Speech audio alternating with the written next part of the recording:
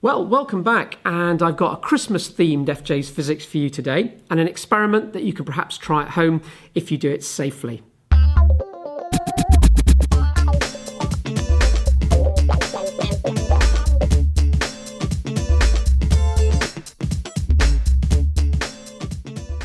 So what I've got is a couple of jars, or beakers in the case of my laboratory, and a candle that I've cut the wax off both ends so we can see the wick at both ends of the candle.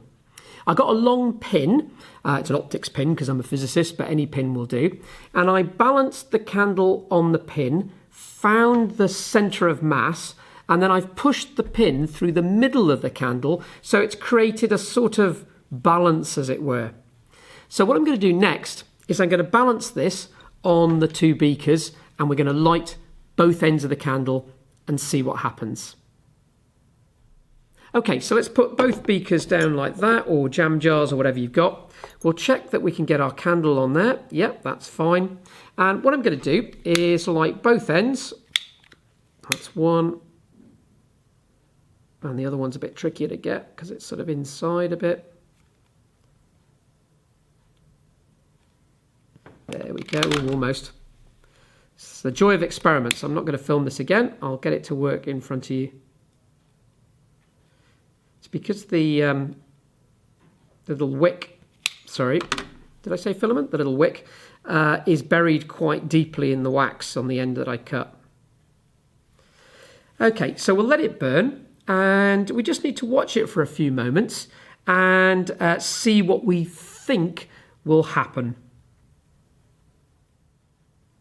So what I'm going to do to get it going is I'm going to tip one end. There we go. And I need to make sure it's fairly well balanced. There it is.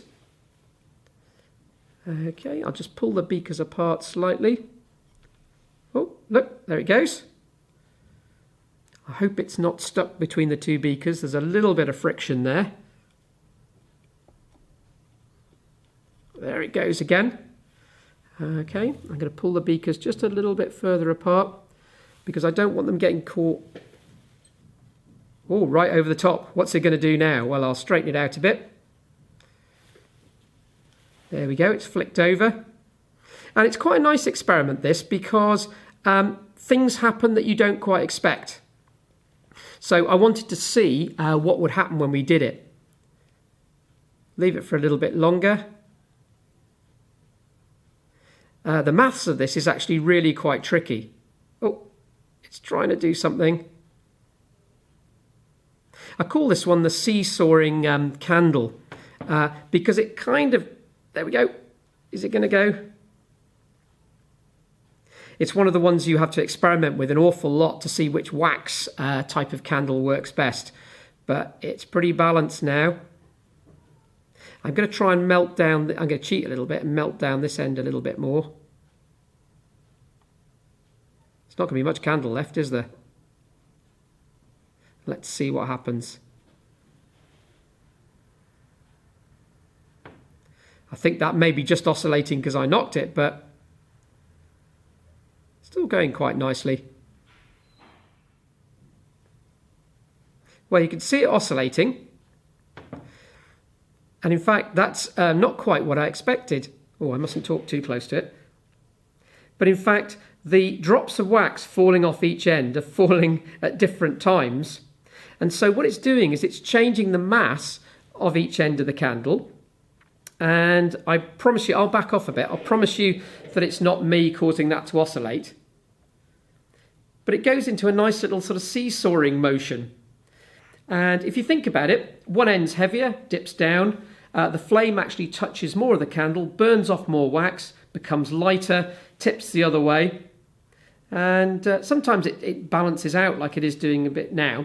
But it's one of those experiments, the more you try it, the more different things you see. But I rather like it, and I've done it lots of times, and sometimes it'll swing all the way up and all the way down, and sometimes it just oscillates a little bit. But it's a lovely little experiment, and why don't you safely give it a go? I've got a heat-proof mat and everything here, and see how you get on. I think this wax is burning quite quickly, But see if you, oh, there it goes, it's beginning to rock again. See if you can get your candle to Seesaw and let me know in the comments how you get on. That's pretty good. I've seen it going through much bigger angles. I think this wax is burning quite quickly. There we go. Anyway, what a year it's been, 2020. But everything aside, thank you for supporting FJ's Physics. I do this for you guys because I really enjoy doing it. But all of that aside, have a fantastic Christmas. I'll see you in the new year, and there'll be plenty more FJ's Physics videos. See you then.